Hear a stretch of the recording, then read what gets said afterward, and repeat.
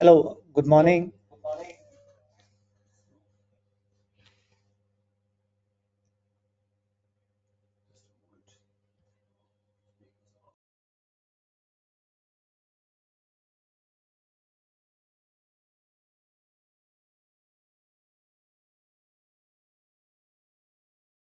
Hello, good morning, everyone.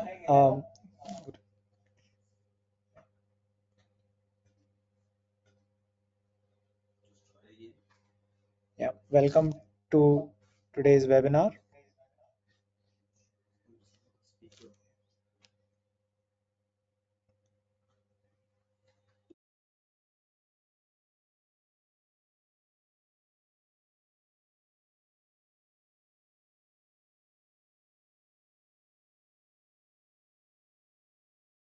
Welcome once again to today's webinar hosted by ASE Calcitech.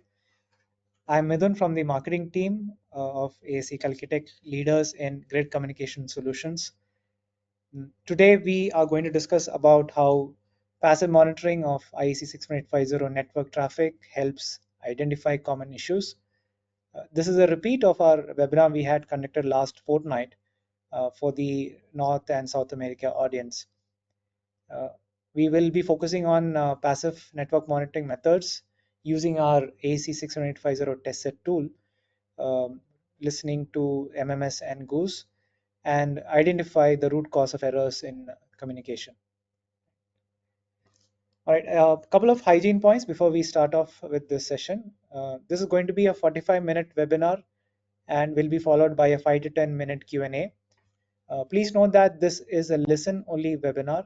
If you would like to ask any questions or have any query, feel free to ask in the chat screen. I will consolidate all the questions and have it answered towards the end of the session. Also, if in case we are not able to answer every question, we will definitely get in touch with you personally and try to address all the queries. A recording of this webinar will also be automatically sent to all attendees after 24 to 48 hours.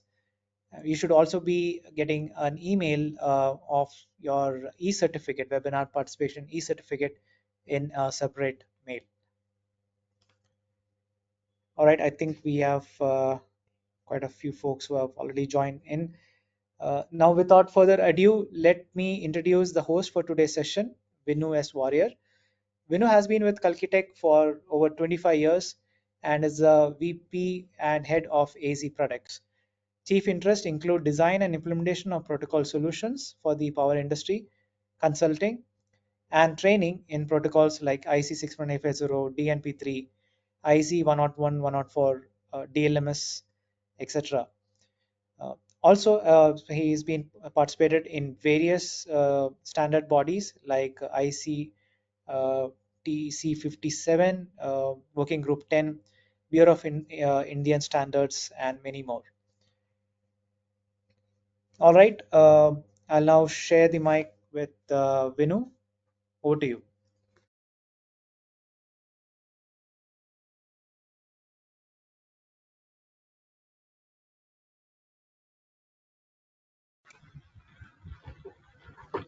All right.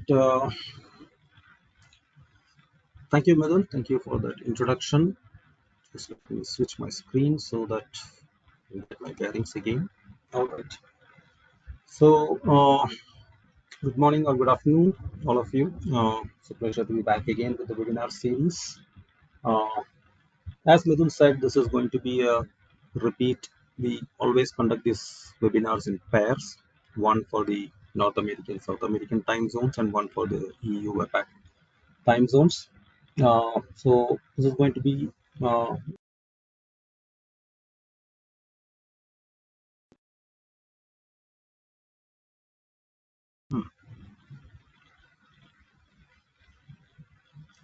all right. Good morning and good morning or good afternoon and welcome. We experienced some technical difficulties for the first 4 minutes, and right now it is not clear whether you were able to listen to the introduction that was given just now by Midun. But it looks like the session is back on track now. So, my name is Binu as Warrior. I'm a Vice President and currently working as a principal consultant in Calcitech. I've done many different things in the last 25 years. The last stint was several years as a product development head of ASE tools, and it is one of these tools that I'm presenting again in this webinar. In case the initial introduction did not go through, let me just say that yes, this is a repeat of the webinar that we conducted for the US time zones, the North American, South American time zones. But I've tried to improve a little bit on that content. So if you have seen that one or you're going to access that recording, you may find some minor differences in the content here. So in this session, we're going to talk about some solutions we have for troubleshooting via passive monitoring. So we have done several webinars with this tool, with a set of tools, ASE61850 Test Set, SCL Manager, the IED Smart, the set of tools that we call as the ASE61850 Suite, along with its accessory, the BNet that we use for sample values for the process bus. In those sessions, we have examined various protocol level troubleshooting, including simulation, testing individual devices, doing what amounts to a hardware in the loop testing of a device by simulating the entire bay around it, subjecting it to some inputs and then verifying its outputs. So here we are going to focus on a slightly different track. We are addressing a problem that exists with substations, is a very specific problem for people who are managing and operating the substation automation system. How do you deal with rogue IED, which might have a slightly different configuration at the one that you think is running in the device? Okay, so there are different solutions for this, and we will get into this right away. So by way of introduction, yes, ASC is a organization that was founded in 1988 and became part of Calcitech in 2015, and it's a leading RTU and IED test set vendor, one of the pioneers in those days with respect to SCADA RTU testing.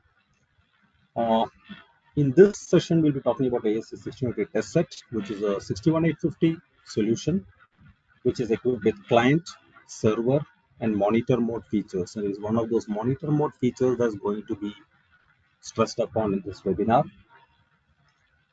What sets us apart, one of the differentiators between many test tools and our test tool, is that we have what we call as exchanges. We have an exchange framework in which you can perform various activities by configuring a set of exchanges. It's basically like a scripted test, except that you don't write any scripts. Exchanges are basically point and click configuration. Once you configure the exchanges, you can put them together in a sequence, or you can set them up to run continuously, looping at a certain frequency. There are different ways in which you can put them together to create a particular test scenario.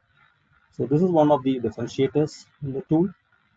And yes, we support sample values and process bus simulation and testing as well, in addition to the MMS and GOOSE using the BNet hardware, which is like an accessory to the test set. So this is one single tool with a small handheld hardware accessory which does all the aspects of 61850 testing, including MMS, GOOSE, and sample values. So I will not spend time on this anymore. This is the test set, and that's a picture of the BNet hardware.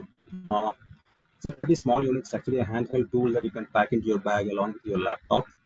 It provides 4 network ports, supports sample value simulation testing, and various methods for uh, status monitoring. It also supports PTP.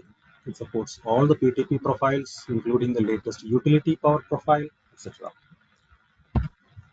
Now, today's agenda is, as I said, at a higher level, it is something that utilities have come and asked us the option to find out.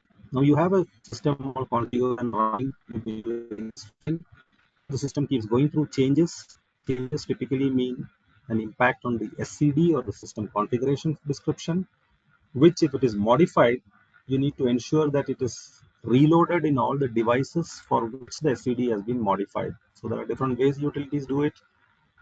One is a round robin. You just do a blanket reconfiguration of all the EDs.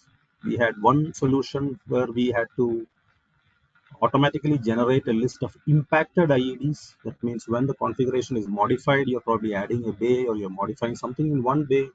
It's only those devices that get modified, plus maybe some devices in neighboring bays which are receiving some signals for inter-bay communication might have got modified. In that case, we generate a impact list, and then the utility person will go and update only those devices, because the remaining devices, there really is no change. But whatever is the philosophy you follow, there is a possibility that something may have messed up, which means that the version of the SCD running in the device may be slightly off with respect to what you believe is the latest valid system configuration of that substation. And we are looking at these options. So for example, the biggest impact of this misconfiguration is a mismatch in the communication interfaces of the 61850, so primarily the GOOSE or the reports. So we'll look at some problems here. We will be using a server to simulate an IED, and we'll be using a client mode to validate the configuration in that IED to find out as an initial check whether the configuration is valid. I mean, the client has an expectation about the configuration based upon whatever SCD is loaded into the client. That means this tool, the test tool, has an expectation on what is the configuration.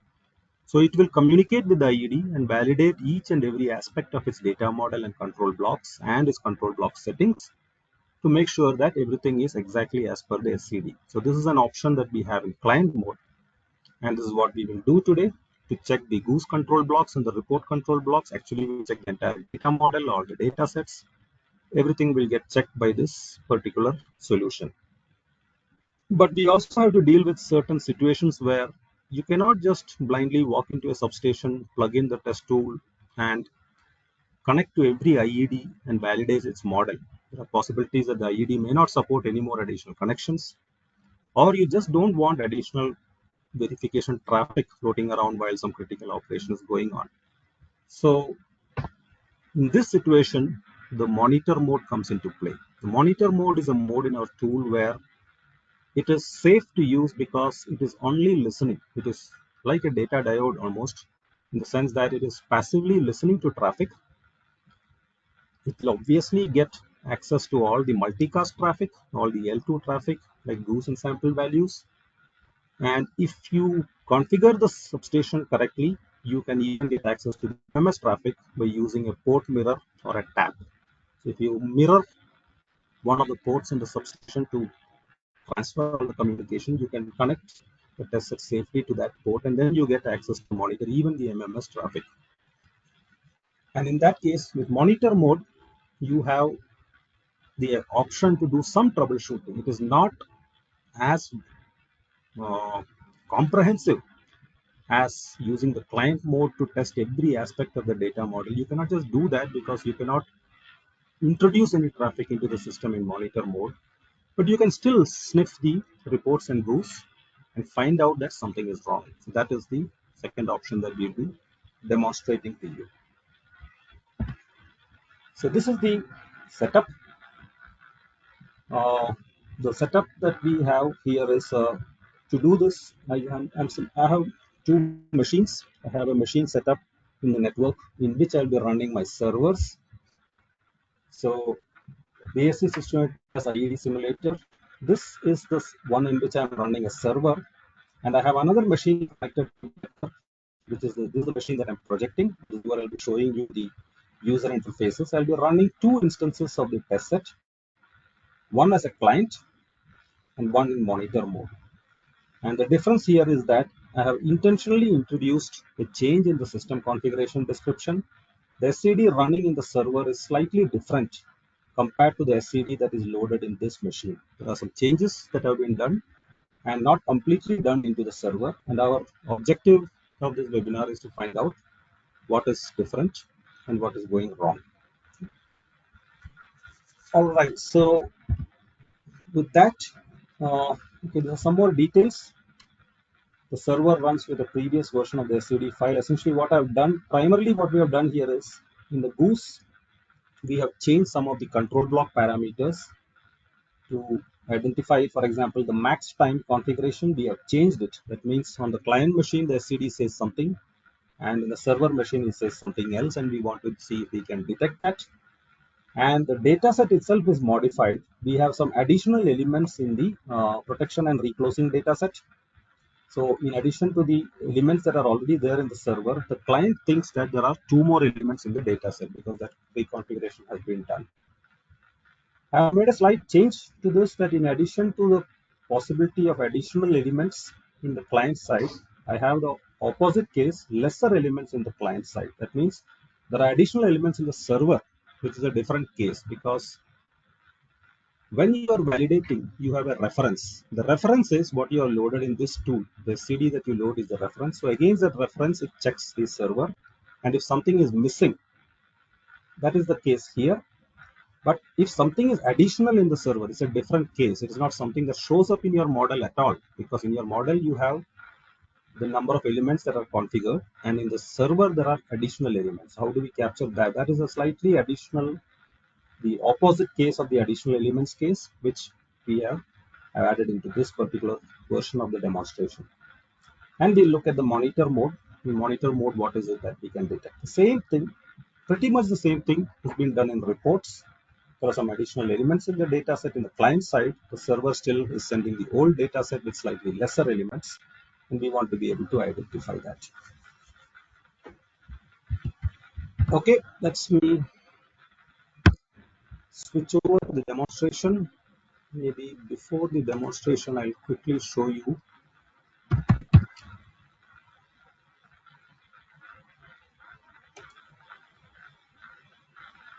the configuration in SCL. Just a moment while I boot this up.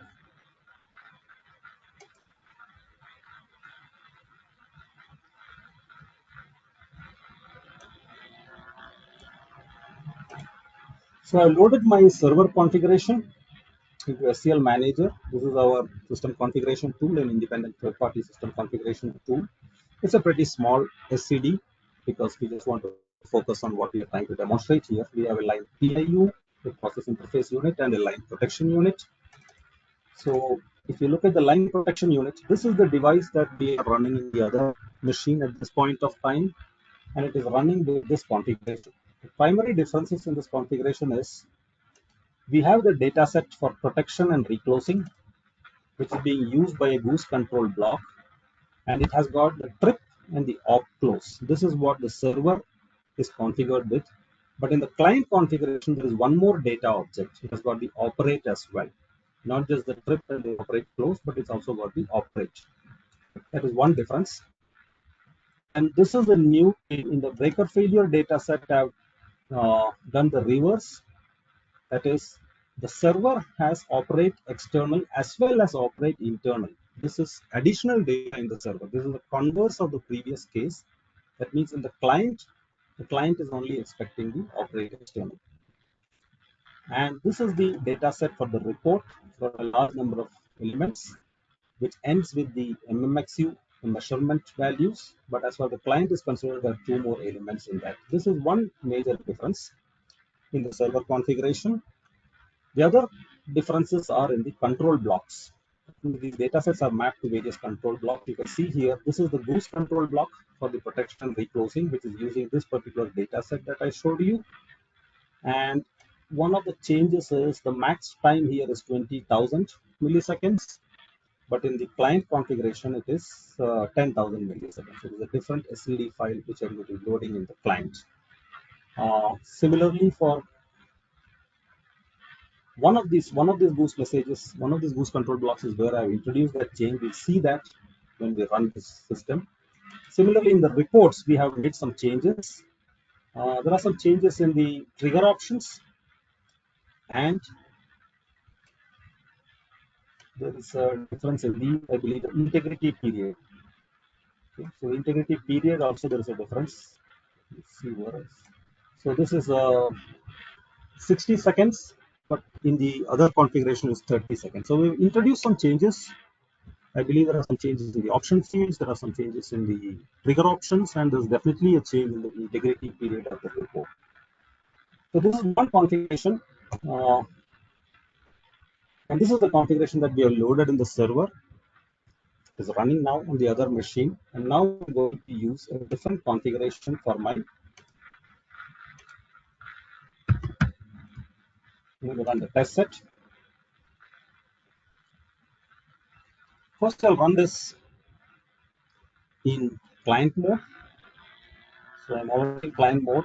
Some of the things, hygiene checks we have to do is make sure that they are connected to the appropriate interface.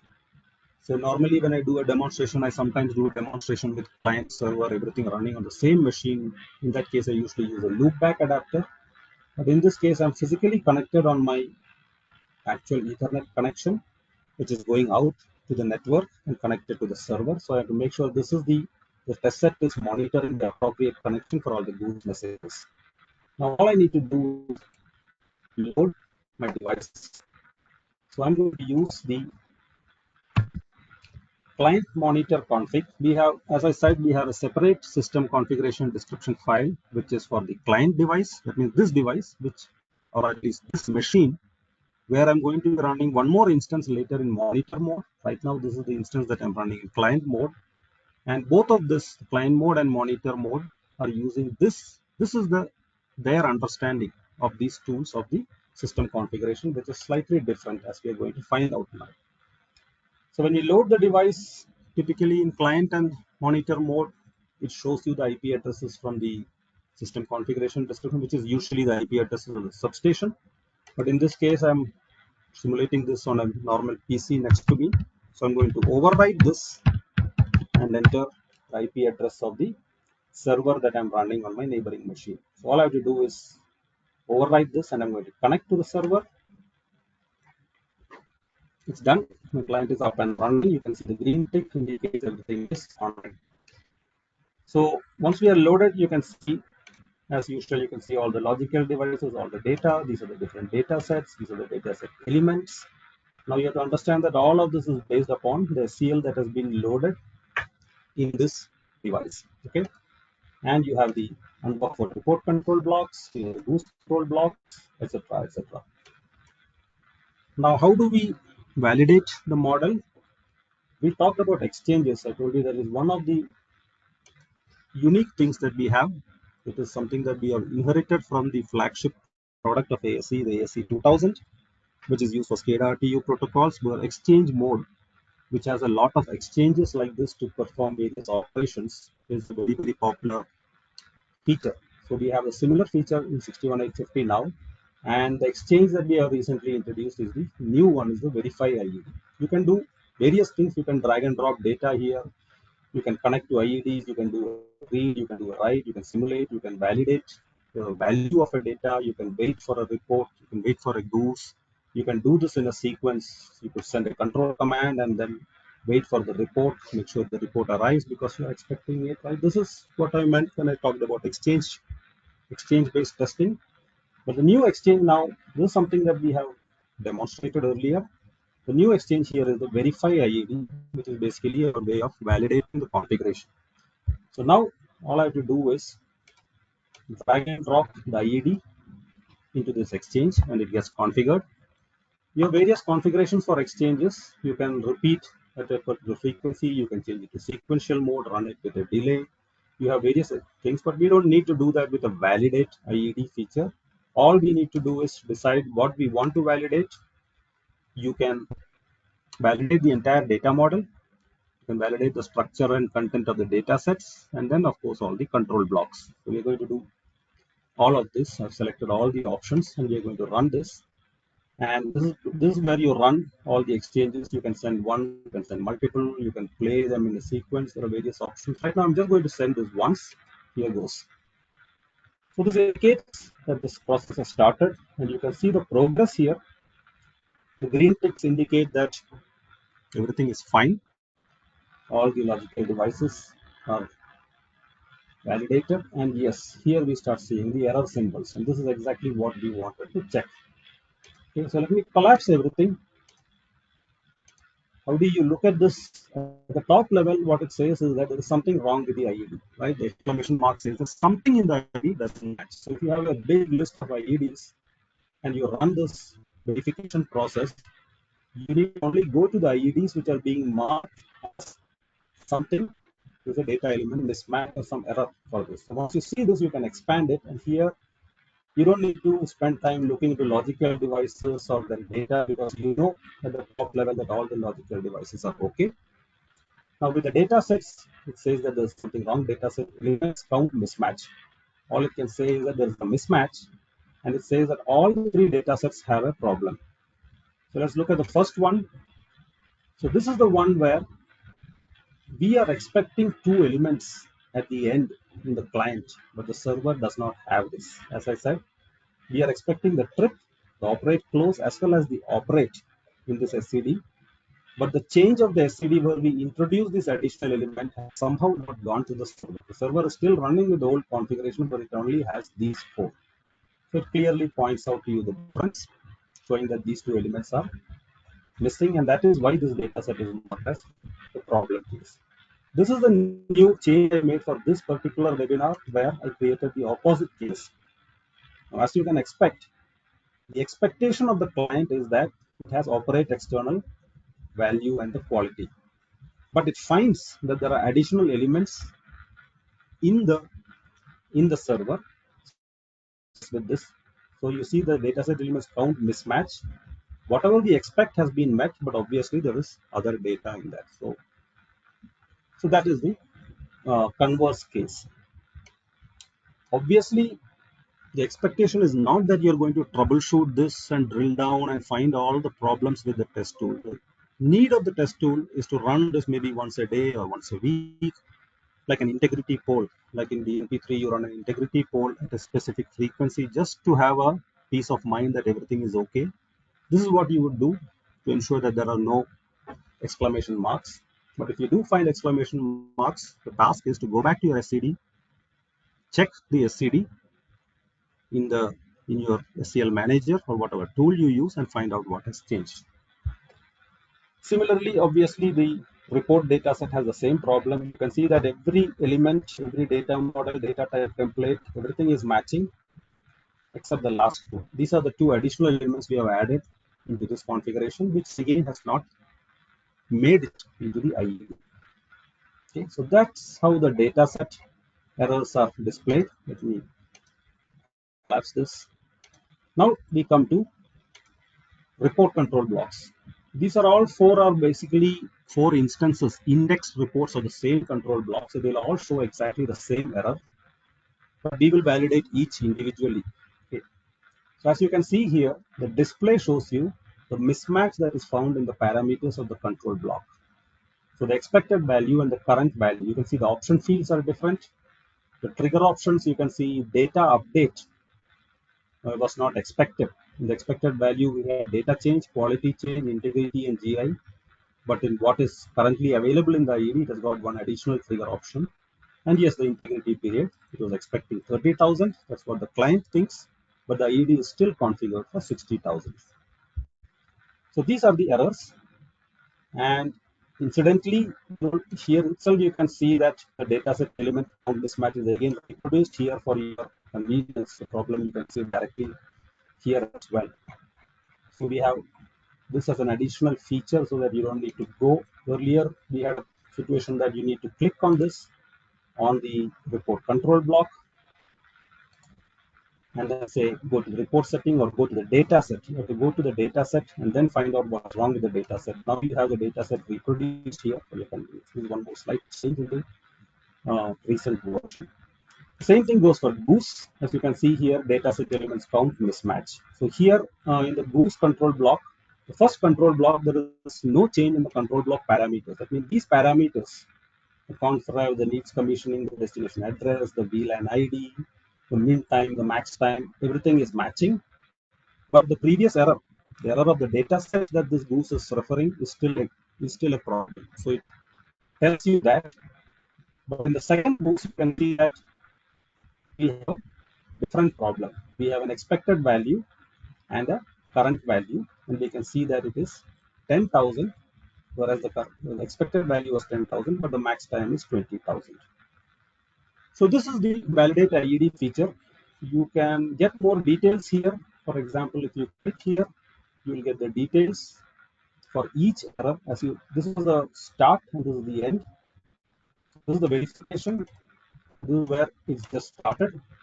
And then for each error, you can see the details of each error. Not only this, when you click on this, it will highlight the specific element in the tree. So there's a three-way matching. Whenever you click on this, it will show you the specific element here and it will show you the details here. So this is the verify IED feature, but as I said earlier, this is a slightly invasive method of testing just to validate the configuration. That means you are connecting to the live substation, supposedly, and you are connecting to every IED, drilling down into it, downloading and collecting its model, collecting all its data elements, collecting its data set structures, control blocks, everything is happening here. It's slightly invasive. If you do not have the option, you can do a slightly lesser level of verification with monitoring mode. Let me show you monitoring. I'm going to run one more test set.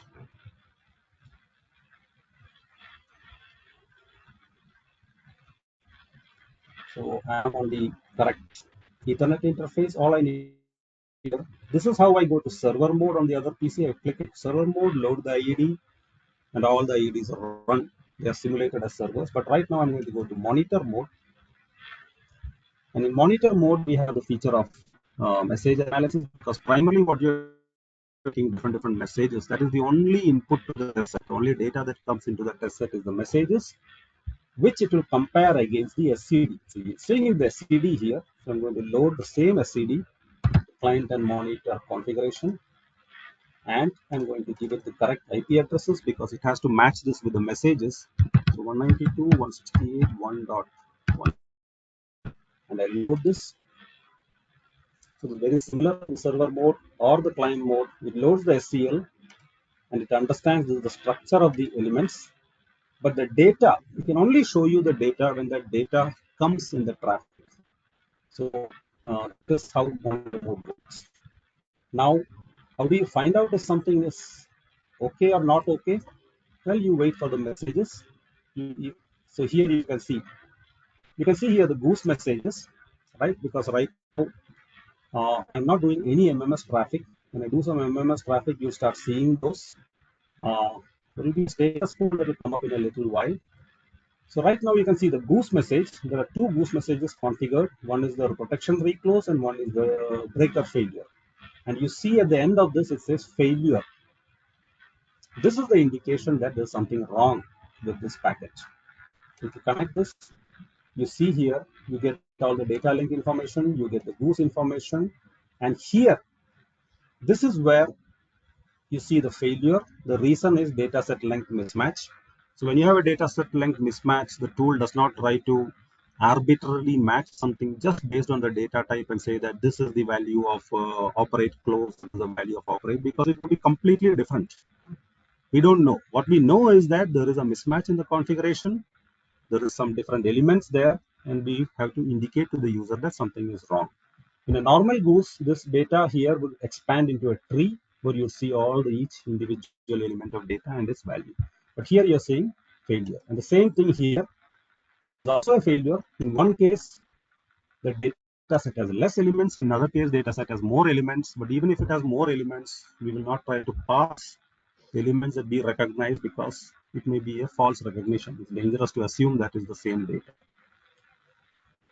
So this is what we can do in monitor mode. Obviously, we can do this for the reports as well. So I go back to my client. I'll go to my unbuffered report. Let me take HMI1 and let me just enable it.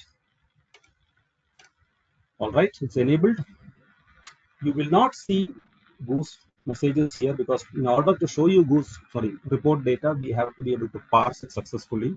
If there's something wrong in the configuration, we will not show you tentatively possible data. It's not the case. But here you can see in the diagnostic mode, you can see reports. The integrity reports have started. The server doesn't know there's a problem. It keeps on sending the report. And here again, you see the failure tag. It's exactly the same situation.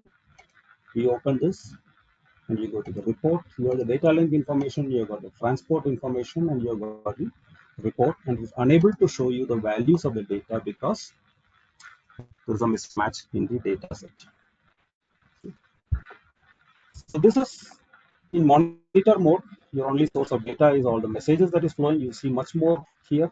If there is a full substation connected and you have configured the mirror port successfully, but you will see the failure tag, which is your indication that something is going wrong. And this is a situation which means that there is a problem in the configuration, mismatch between your expectation and what is actually run in the IET. So this is the gist of what we wanted to demonstrate here.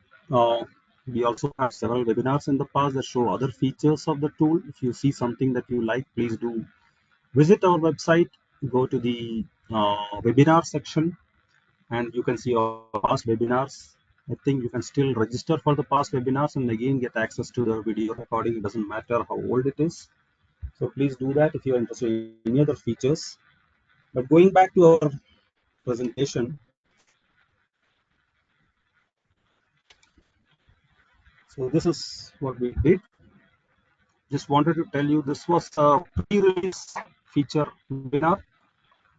The release is due this month, 2.31, and you've seen some of the features like Verify IED. There are other features, many features that you'll see in the release notes, but the big ones is that in addition to the improvements in the Verify IED, we also have a fault simulation. So we already have sample values support for subscription and publishing, and we have the ability to generate events where you can configure the RMS values and phase angles and it will transition to those.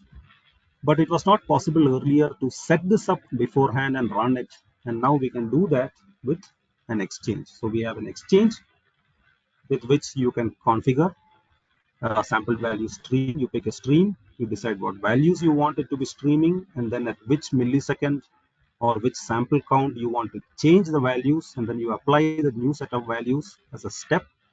And you can have multiple steps like this, and then when you have the exchange configured, all you need to do is click on the exchange and run it, and the BNet will faithfully reproduce those waveforms, transitioning say from a normal condition to a fault condition, then maybe from a fault condition to zero values, whatever you configure. So this is the solution that you can expect in the release. And yes, we also now support the PTP master in the BNet. Earlier, the BNet was already supporting PTP as a slave with all the profiles. Now we are supporting master because sometimes when you're doing a test, you just want to test a few devices in a lab. You don't really have access to a grandmaster. If you don't have a grandmaster, you cannot do any serious testing because all the devices are running different times. But now you can simply use the BNet itself as a master, and all the devices can slave to it so that they'll all be running the same time. So this is an additional feature. So with that, we are done, uh, and we can address any questions if any.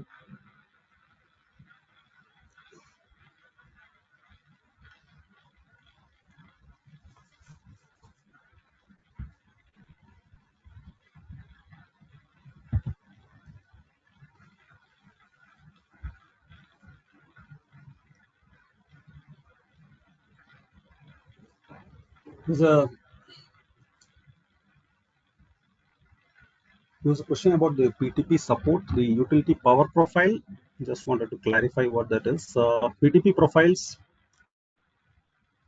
There's a regular PTP, the P2P profile, and the E2E profile, which we supported initially in our launch. But power profiles, which are specifically profiles defined for the power industry, our industry, and there are some legacy power profiles from IEEE, and more recently the 61850 series itself has a utility power profile, that's 9-3, and that is now what is pretty much the default or the de facto that is being used, and most of the devices that you'll encounter will now be supporting that. So that is what we call as the utility power profile.